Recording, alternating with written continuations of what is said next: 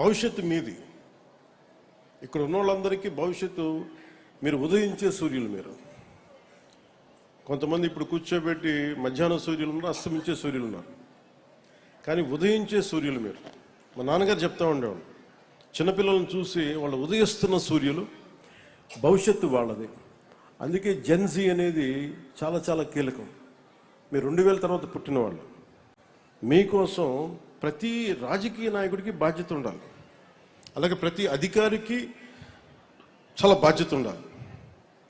చదువు అనేది మీ భవిష్యత్తుని మార్చేస్తుంది. మీ చేతిలో చాలా బలమైన ఆయుధం. 1,00,000 మంది మెదడును కదిలించగలిగే శక్తి మీకు చదువిస్తుంది. మీకు అది మీరు అర్థం చేసుకుంటే మటుకు ఈ దేశానికి మీరు చాలా చాలా కాంట్రిబ్యూట్ చేస్తారు. ఉదాహరణకి మనకి జూయిష్ కమ్యూనిటీని చూస్తే ఉన్న పట్టుమని 10 మంది ఉంటారు, కానీ ఒక్కొక్కళ్ళు 1000 మంది తాలూకు శక్తి ఉంటుంది, పొటెన్షియాలిటీ. మనం 1,00,000 మంది ఉన్నా కానీ ఒకళ్ళతో కూడా మనం కంపీట్ చేయలేము. అందుకని మనం ఎలా కంపీట్ చేయాలి? ఎక్కడో అబ్దుల్ కలాం గారు చూడండి, ఎక్కడ చిన్న మారుమూల రామనాథపురం అనే ఊళ్ళో కూర్చొని ఆయన మిసైల్ మ్యాన్ ఆఫ్ ఇండియా అయిపోయారు. భారతదేశ రక్షణ క్షిపణి వ్యవస్థకి ఆయన ఒక మాస్టర్ అయిపోయారు ఆయన. అంటే ఆయన తమిళ్ మీడియంలో చదువుకున్నారు, ఇంగ్లీష్ మీడియంలో చదువుకోవాలి. So medium is not the question. మీరు ఇంగ్లీష్ మీడియంలో చదువుకోండి, తెలుగు మీడియంలో చదువుకోండి, మీ ఏ మీడియంలో చదువుకోండి, కానీ మీకు ఇన్నోవేషన్ క్రియేటివిటీ పెరగాలి అంటే, మీకు మల్టీ టాలెంటెడ్ మల్టీలాటరల్ థింకింగ్ రావాలి అంటే మీరు చాలా విభిన్నమైన నేర్చుకోవాలి. మీకు దేహదారుఢ్యం ఉండాలి, బలం ఉండాలి. మీ అందరికీ మానసిక దారుఢ్యం ఉండాలంటే, ఇప్పుడు మేము శారీరక దారుఢ్యానికి ఎక్సర్సైజ్ చేస్తాం, మానసిక దారుఢ్యానికి పుస్తకాలు చదవాలి. Books are the training weights for your mind. ఈరోజు నేర్పించే మీ ప్రతి టీచర్ పాఠం అదేదో మీకు మార్కులు వస్తాయని చదవకండి. దీనివల్ల మాకు అర్థం అవుద్ది, మేము బతికే ప్రపంచాన్ని అన్ని మీరు ఆ దృష్టికోణం నుంచి కనుక మీరు నేర్చుకుంటే మీరు చాలా అద్భుతమైన ఫలితాలు వస్తాయి. అలాగే టీచర్స్కి కూడా నాకు ఎప్పుడో ఒక్కొక్క టీచర్ ఒక చిన్న పాఠం నేర్పిస్తే, ఆయన ఒక సోషల్ టీచర్ సమాజం గురించి దేశభక్తి గురించి చెప్తే, ఎప్పుడు 7th-లోనో 8th-లోనో అది నా గుండెల్లోకి వెళ్ళిపోయింది ఒక పాఠం. ఆ సోషల్ టీచర్, మా హిస్టరీ టీచర్ చెప్పిన పాఠాలు గుండెల్లోకి వెళ్ళిపోయి సామాజిక బాధ్యతనిచ్చి ఈ రోజున మేము ఇంత చేయగలుగుతున్నామంటే నాకు ఒక హిస్టరీ టీచర్, ఒక సోషల్ టీచర్ చెప్పిన ఒక చిన్న పాఠం ఒక రోజున అది గుండె లోపలికి చంద్రశేఖర్ ఆజాద్ గురించి చెప్పారు. సో ఇట్లా ఒక్కొక్క టీచర్ మీ మీద ఒక్కొక్క ప్రభావం చూపిస్తారు. అలాగే టీచర్స్ కూడా నా విన్నపం ఏంటంటే, పిల్లల్ని ప్రిపేర్ దెమ్ ఫర్ ఫ్యూచర్. భవిష్యత్తు కోసం మీరు వాళ్ళకి తయారు చేయండి. ఉద్యోగస్తులుగాను వీటన్నిటికంటే కూడా భారతదేశ భవిష్యత్తుకి మా వాళ్ళు ఎలా పనిచేస్తారని మీ కాంట్రిబ్యూషన్ను మీరు మనస్ఫూర్తిగా చేయాలని నేను కోరుకుంటాను. అలాగే తల్లిదండ్రులకు కూడా నా ఒక చిన్న అనుభవం మీతో పంచుకుంటాను. చిన్నప్పుడు మా అమ్మ రోజు 6 గంటలకి లైట్ వేయగానే దండం పెట్టుకునేది. అని ఇంట్లో తల్లిదండ్రులు ఎంత ప్రభావితం చేస్తారని చెప్పడానికి 6 గంటలకు దండం పెట్టుకుంటే, ఎప్పుడో చాలాసార్లు చూసిన తర్వాత మా అమ్మని అడిగి, ఎందుకమ్మా అలా దండం పెట్టుకున్నా ఎవరికి అంటే, మనకి భగవంతుడి పేరు ఎవరి పేరు చెప్పాల. ఆవిడ అంది, మనకి థామస్ ఆల్వా ఎడిసన్కి ఆయనకి మన లైట్ బల్బ్ కనిపెట్టాడు కదా, ఆయన దండం పెడుతున్నాను. ఆ ఒక్కటి మనకు శాస్త్రజ్ఞులకి మన జీవితాలను బాగు చేసే వాళ్ళకి ఎంత కృతజ్ఞత ఉండాలి అని చెప్పడానికి చాలా నిదర్శనమైంది. ఒకసారి తల్లిదండ్రులు కూడా మీరు మీ స్థాయిలో మీరు గొప్ప గొప్ప పాఠాలు చెప్పకలేదు. మా అమ్మ పెద్ద ఒక డిగ్రీ ఏం చదువుకోలేదు. మా అమ్మ ఒక హై స్కూల్ డ్రాప్ అవుట్. కానీ ఆవిడకున్న విజ్ఞానం సగటు తల్లిదండ్రుల్లాగే ఒక మంచి కోరుకునే వ్యక్తి, సగటు భారతీయులు అందరూ. అందుకని మీలో కూడా అంత నిగూఢమైన శక్తి ఉంది. ఒకసారి మీరు అన్ని సాధించలేకపోవచ్చు, మీరేం అనుకోలేదు, మేమేం సాధించలేదు అనుకోని పిల్లల్ని మీరు తగ్గించకండి.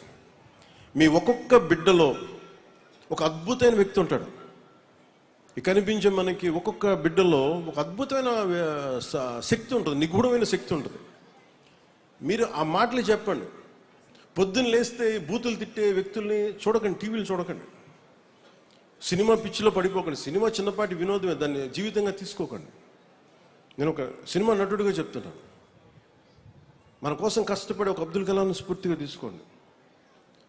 మనకి దాతలు ఇచ్చిన ఈ చౌక్ పేరు పెట్టుకున్న అలాంటి పెద్దలను తీసుకోండి, అలాంటి స్ఫూర్తి తీసుకోండి. అందుకని మీరు అలాగే ఎవరైతే తోట రాఘవయ్య గారు ఉన్నారు, మీరు రోజు గుర్తుపెట్టుకోవాల్సింది, మన స్థలం వచ్చి ఆడుకుంటున్నప్పుడు ఒక దాత మనకి స్థలం ఇచ్చాడు, ఆయన చిన్న కృతజ్ఞత చెప్పుకోండి. మనం కూడా ఏదైనా అయ్యి మనం కూడా ఏదైనా చేయాలి. That's how we continue the cycle of give and take. అందుకే మీ అందరి దృష్టిలో పెట్టుకోండి. అలాగే మీ ఆలోచనలు, మీ ప్రవర్తన, మీ వ్యక్తిత్వం రేపటి మన దేశ భవిష్యత్తు నిర్ణయిస్తుంది. అందరూ కూడా రియల్ ఎస్టేట్ పిచ్చిలో పడిపోయారు. స్థలాలు ఇవ్వడం మానేసి ఉన్న స్థలాలు లాగేసుకుంటున్నారు. అందుకని మీకు ఈరోజు ప్లే గ్రౌండ్ లేదు. అందుకని మీకు ప్లే గ్రౌండ్ ఉండాలంటే ఏమి చేయాలి? సార్ కలెక్టర్ గారు కానీ, మేడం శుక్లా గారు కానీ, రంజిత్ భాషా గారిని కూర్చోబెట్టి దయచేసి మన పత్తిపాటి పుల్లారావు గారికి నేను వినవించుకుంటా ఉన్నా, పిల్లల కోరికని నెరవేర్చండి. ఎవరెవరో స్థలాలు వేల ఎకరాలు, వేల కోట్లు దోచేస్తూ ఉన్నారు. అలా కాకుండా పిల్లలకి, ఎందుకంటే వాళ్ళు పరిగెట్టాలి అంటే, వాళ్ళకి శక్తి కావాలంటే, 100 మంది పరిగెట్టాలంటే కనీసం 2 ఎకరాల స్థలం కావాలి.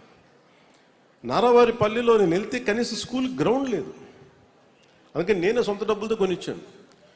సో నా దగ్గర మొత్తం ఇలా మీకు కొనిచ్చేంత శక్తి సంపద లేదు, కానీ గవర్నమెంట్ మంది కాబట్టి నేను గవర్నమెంట్ నుంచి ఒక స్థలం వెతకమన్నా. అలాగే పేషీ అధికారులకు కూడా నా విన్నపం ఏంటంటే, మనకి వచ్చి ఒకసారి పర్సీవ్ చేసి మన విద్యార్థులకి ఒక ప్లే గ్రౌండ్ ఉండేలాగా మీరు ప్రయత్నం ఒకటి చేయండి, దయచేసి ఫాలోఅప్ చేయండి. అదేవిధంగా మీకు మనం మాట్లాడితే మనం చాలా అలామింగ్గా ఏమనిపించిందని మీకు తెలియకపోవచ్చు, ఇవన్నీ కావచ్చు, కానీ ముఖ్యంగా పోలీస్ శాఖ వారికి కానీ, తల్లిదండ్రులకు కానీ, ఇక్కడ గంజాయి కనుక ఏదన్నా ఉంటే, మాదక ద్రవ్యాల బానిసలు ఎవరన్నా ఉంటే, దయచేసి అలాంటి వాళ్ళందరినీ మీరు సమాజం మీరందరూ కలిపి ఎక్కడికక్కడ వాళ్ళని మీరు అరెస్ట్ చేయించడమో, డిస్కరేజ్ చేయడమో చేయాలి. ఎందుకంటే అది మటుకు చాలా చాలా అవసరం. అంటే వీళ్ళు మాదక ద్రవ్యాల మత్తులో కూర్చొని ఏదైనా చేసేయచ్చు అనుకుంటారు. నిజంగా ఇప్పుడు ఇందాక ఆడపిల్లలు వాళ్ళు శక్తి సమర్థతతోటి వాళ్ళు డిఫెన్స్, వాళ్ళకు ఒక ఇటుక పగలగొట్టగలిగారు, ఒక టైల్ పగలగొట్టగలిగారు. అది నిజంగా కనుక అలాంటి నేర్చుకొని ఒకటి సాధించగలిగితే వచ్చే ఈ హై మీకు మొత్తం మాదక ద్రవ్యాలు ఇవ్వవు మీకు. అది ప్రతి ఒక్కళ్ళు, ఎందుకంటే మాకు భయం ఏమనిపిస్తుందంటే, పంజాబ్లో కానీ చాలా రాష్ట్రాల్లో యువత దృష్టి మళ్ళించి ఇప్పుడు ఏదైనా మాట్లాడుతుంటే, నేను చాలా నగరాల్లో వీటన్ని చోట్ల ఏం మాట్లాడుతున్నారంటే అందరూ అసలు గంజాయి అనేది పెద్ద విషయం కానట్టుగా మాట్లాడుతున్నారు. నాకు అది భయం వేసిన వాళ్ళు మాటలు వింటా ఉంటాయి. అలాంటిది మన సమాజంలో, మన సగటు మధ్యతరగతి మనుషుల జీవితాల్లోకి వచ్చేసిందంటే సమాజం విచ్ఛిన్నమైపోతుంది.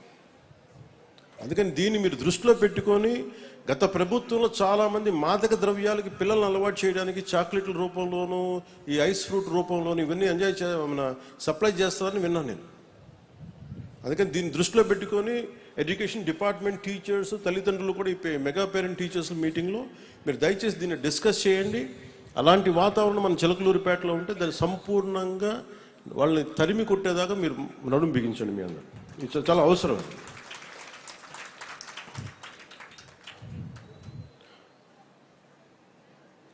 ఒక దేశపు సంపద ఖనిజాలు కాదు, నదులు కాదు, అరణ్యాలు కాదు, కలల ఖనిజాలతో చేసిన యువత, వారే మన దేశ భవిష్యత్తుకి నావికులు. ఇది గుంటూరు శేషేంద్ర గారు. ఆయన కోసం ఆయన పుస్తకాలు చదువుతున్నప్పుడు ఎక్కడో చెరిగిపోయిన ఒక చిన్న పుస్తకం దొరికితే, అది ప్రచురణకు నోచుకోకపోతే అది తిరిగి నేను ప్రచురణ చేస్తే ఆ బుక్ దొరికితే దాంట్లో గొప్ప వాక్యాలు ఏమున్నాయంటే, భవిష్యత్తు మీ పిల్లల కోసమే ఉంది మొత్తం అంతా. అందుకు నేను అదే కూడా ఉన్న ఇళ్ళు కూలిపోతాయి, భూకంపాలు వస్తే ఇళ్ళు కూలిపోతాయి. ఏమి చేసినా మనం సంపాదించుకున్నది డిజిటల్ మనీ రేపొద్దున బ్యాంకులు కనుమరుగైపోవచ్చేమో, నగలు పోవచ్చేమో, కానీ ఏది పోగొట్టుకోలేదంటే మన జ్ఞానం. తిరిగి నిర్మించగలం. అందరూ మెటీరియలిస్టిక్ విషయాల మీద పడుతున్నారు. ఒక ఇల్లు ఉంటే 100 ఇళ్ళు కావాలి, ఇంకో కావాలంటే 1 కోటి ఉంటే 1000 కోట్లు కావాలి. అసలు ముందు ఏ పని చేయకుండా రియల్ ఎస్టేట్లో పెట్టుబడులు పెట్టేస్తే అవే మనకు అద్దెలకి ఇస్తాయి. అద్దెలు ఎవడిస్తాడు? పని చేసేవాడు అద్దెకిస్తాడు. మేధస్తున్నోడే అది ఉన్న స్థలాన్ని వాడుకొని ఇవ్వగలడు. ఇలాంటి పారాసైట్ మెంటాలిటీ ఎక్కువైపోయింది మనకి. అందుకని పిల్లలకి తల్లిదండ్రులు కానీ, అధ్యాపకులు కానీ స్వయం శక్తి మీద నిలబడగలిగేలా మీరు గనుక వారికి మనస్సుని కానీ వారి ఆలోచన విధానాన్ని కానీ ముందుకు తీసుకెళ్తే, apart from your academic abilities అనే మీ టీచర్స్ కాకుండా వాళ్ళకి స్వయం ఈ వ్యక్తిత్వ వికాసానికి సంబంధించిన పాఠాలు కనుక మీరు చెప్పగలిగితే, కొన్ని ఎగ్జాంపుల్స్ చూపించగలిగితే, నేను ఐమ్ సేయింగ్ ఒక బ్రిలియంట్ పీపుల్. ఎంతమంది కృష్ణ తేజాల్ గారు వస్తారో తెలియదు, ఎంతమంది శుక్లా గారు వస్తారో తెలియదు, ఎంతమంది రంజిత్ పాషా గారు వస్తారో తెలియదు, మనకి ఎంతమంది అద్భుతమైన వ్యక్తులు వస్తారో తెలియదు. అందుకని మీ అందరూ చాలా అద్భుతంగా ఉండాలి, ఆనందంగా ఉండాలి మనస్ఫూర్తిగా కోరుకుంటూ మీ అందరికీ హృదయపూర్వక ధన్యవాదాలు తెలియజేసుకుంటూ, నాకు ఈ అవకాశాన్ని ఇచ్చిన పెద్దలందరికీ, నేను మీ పెర్ఫార్మింగ్ అక్కడ ఆర్ట్ అండ్ కల్చర్, మీకు కల్చరల్ పెర్ఫార్మెన్స్ నేను చూడలేకపోయిన మనస్ఫూర్తిగా నన్ను క్షమించండి. నేను కొంచెం లేట్గా రావాల్సి వచ్చింది. మీరు ఒకసారి రండి, ఇక్కడికి రండి.